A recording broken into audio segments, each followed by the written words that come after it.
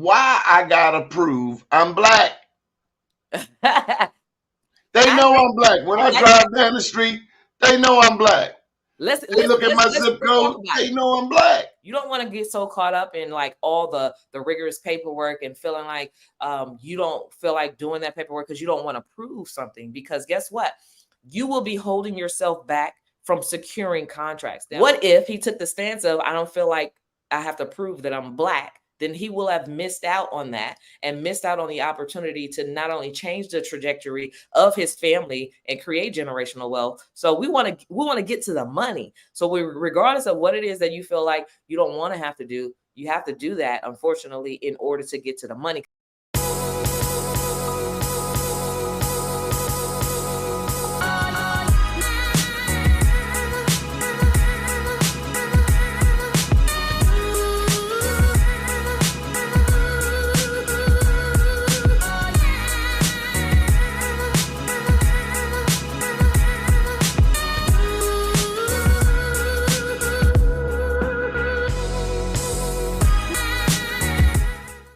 For 20 years, as a black news outlet, I have covered business events throughout the state of Maryland. Mm-hmm. And honestly, why I gotta prove I'm black? They know I'm black. When I drive down the street, they know I'm black. They look at my zip code, they know I'm black. I love that question. So let's talk about it, because I get that a lot, and a lot of women, even women, they're like, well, why do I got to prove that I'm a woman? Well, these days you really don't know, right? These days there are beautiful men that are transgender and all these other things. Their business, but unfortunately you do have to go through the red tape. You do have to go through whatever it is they're asking you to do. You have to do it, right? You have to prove it, right? You have to prove that you're black, you have to prove that you're a woman, you have to prove that you're a veteran, and all those different things. But here's the thing. Most people, a lot of times people take the stance of, I don't feel like I want to fill out that paperwork because you can see that I'm black. Well, there are black Mexicans that look African American, just as dark skinned as us, and so you don't really know. And then there are black Asians, right? There are black Asians. We don't know, right? And so this is the reason why. But here's the thing. You don't want to get so caught up in like all the rigorous paperwork and feeling like you don't feel like doing that paperwork because you don't want to prove something. Because guess what?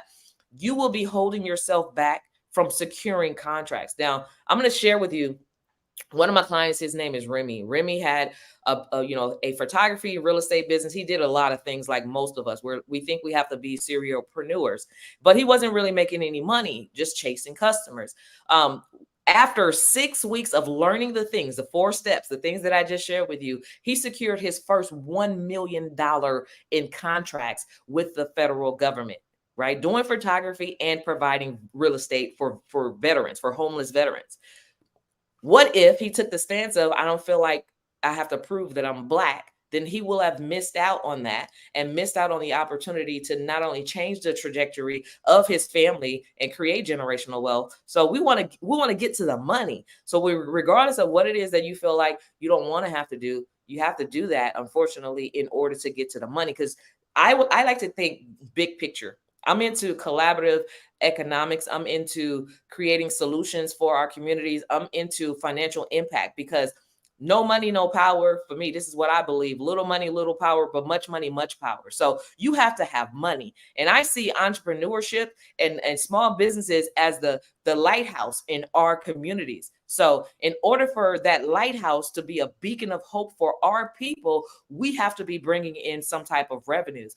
The government is the biggest purchaser. You can literally redistribute wealth by partnering with the government and bringing that money into your household and into your communities and infusing that for change, the impact that we can make.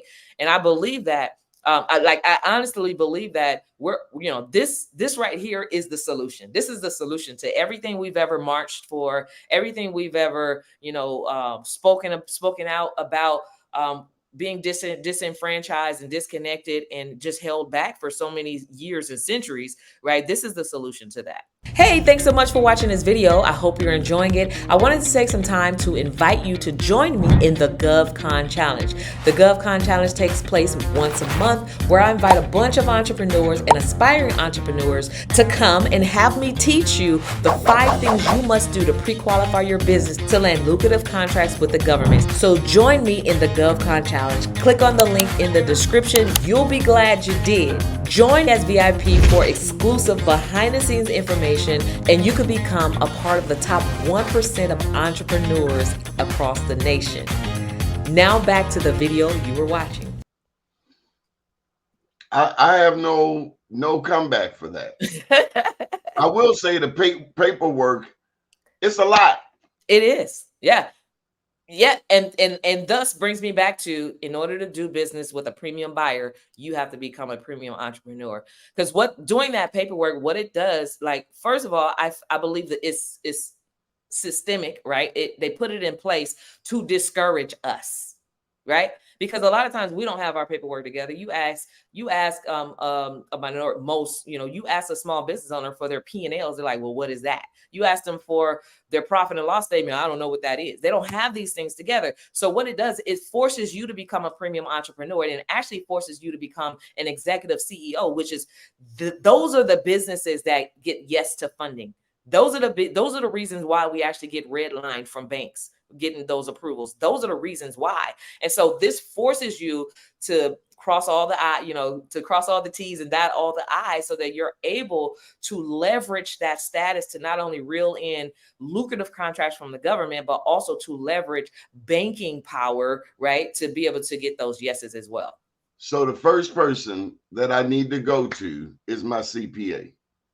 No, it's not. It's not necessarily the first person, but yeah, that's one of the people. Yeah, that absolutely you have to go to your CPA. Whether it's your CPA, sometimes you can actually print these financial documents if you're using like a software like QuickBooks, accounting software, any type of accounting software. Automatically, if you're doing it right, it'll automatically print out that information anyway. Your profit and loss sheet, if you've done taxes for the past couple of years, well, your Schedule C is your profit and loss sheet, so you can actually use that as well. But you definitely, I always highly recommend, if you're making good decent money in your business, and you shouldn't be doing your own financial documents anyway. You should either have a CPA or a business tax attorney or someone doing all of that paperwork for you. Okay, now this is kind of backdoorish, but what role do my elected officials play? What role can Can they my pay? 2 U.S. senators, my we have a congressman, my state senator, my state delegates, my city council person, these people who politic in my neighborhood every 4 years, what can they do for me in the process? Are they important? Yeah. They're very important as well. Like, I think you definitely should have a relationship with your local politicians. Now, like I said, there's 3 levels of government. On the city level, there are certifications on the city level that also, basically there's a percentage of all of their spending, whether it's in construction, build out, communications, marketing, all of their spending, a percentage has to go to the local owned businesses, right? So if you're not registered with your city as a local vendor, as a certified contractor for the government locally, then you're basically leaving a lot of money on the table. So there shouldn't be these multi-billion-dollar projects going up and you're not at least considered for a piece of the pie. So you definitely you have opportunities to advocate at the city meetings for small business, when they're talking about how they're going to do to increase the spending, how they're going to meet their goals, what percentage, you should be a voice at the table when they're talking about what percentage of the city spend they're going to set aside for small business concerns. If you're not at the table, someone else is talking, right? And a lot of times we're not the ones that's at the table. So someone else is talking, and they're pushing these regulations to where it's benefiting others, right? But it also can benefit us. But when you have relationships with them, also, they're able to guide you. There's certain things they can and cannot do, but they're able to guide you and connect you with the right people for the right opportunities. Locally in my city, San Francisco, the mayor that was, he was the mayor probably about, I want to say about 7-8 years ago. I had a relationship with the mayor there, and what he was doing is trying to help stimulate the local economy by helping small business owners. So he would have these meetups where he would come to you and ask, "What are you struggling with in your business?" And then he'll come up with a solution and connect you with contracting opportunities. Like, call me, I'm gonna connect you with this agency, whatever. And so having those type of relationships, like with your local chambers, with your local city officials, and letting them know what you do, and how what problem you're going to solve in your city, right? Those open up doors for a lot of economic opportunities for yourself.